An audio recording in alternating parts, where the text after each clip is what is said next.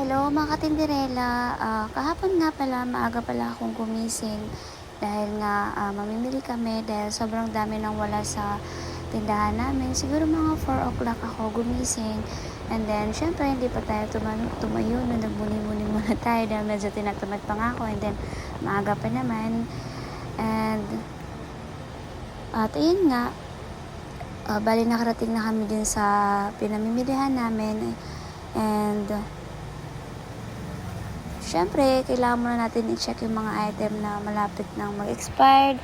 Kinukuha ko talagang mga item is yung matagal pa yung expiration para naman, di ba, hindi tayo masayangan kahit na hindi siya mabili. At least matagal pa yung expiration niya.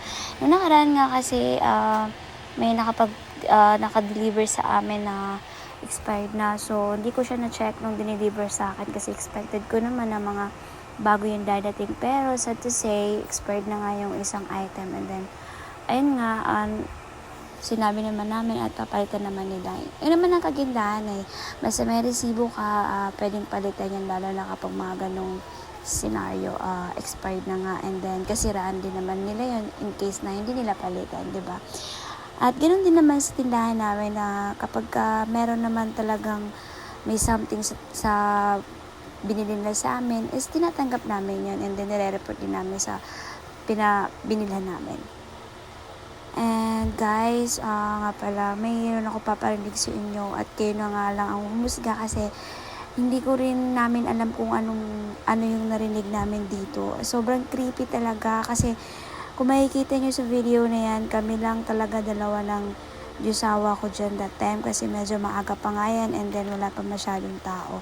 At syempre, siya yung taga-video ko dito dahil nga, ayun, meron pa palang isa sa likod namin. Yun lang yun. Limited lang yung person na meron dyan. Pakinggan nyo to guys.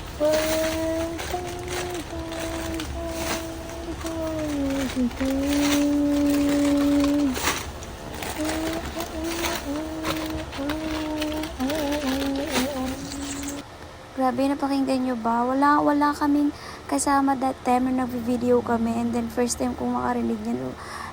Alam niyo ba yung pinapakinggan namin yung dalawa? Naiiyak kami sa sobrang takot namin and then hindi ko alam kung saan nanggagaling yung tunog na yun. Pero guys, hindi talaga namin expect yun.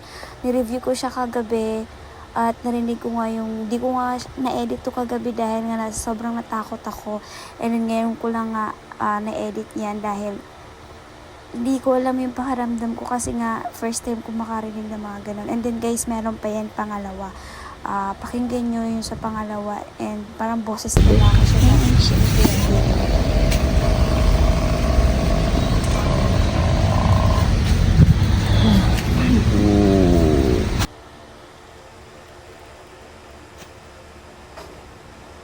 narinig nyo ba? Sobrang creepy. Hindi ko alam kung saan nagagaling yung sounds na yun kasi wala naman kaming kasama doon.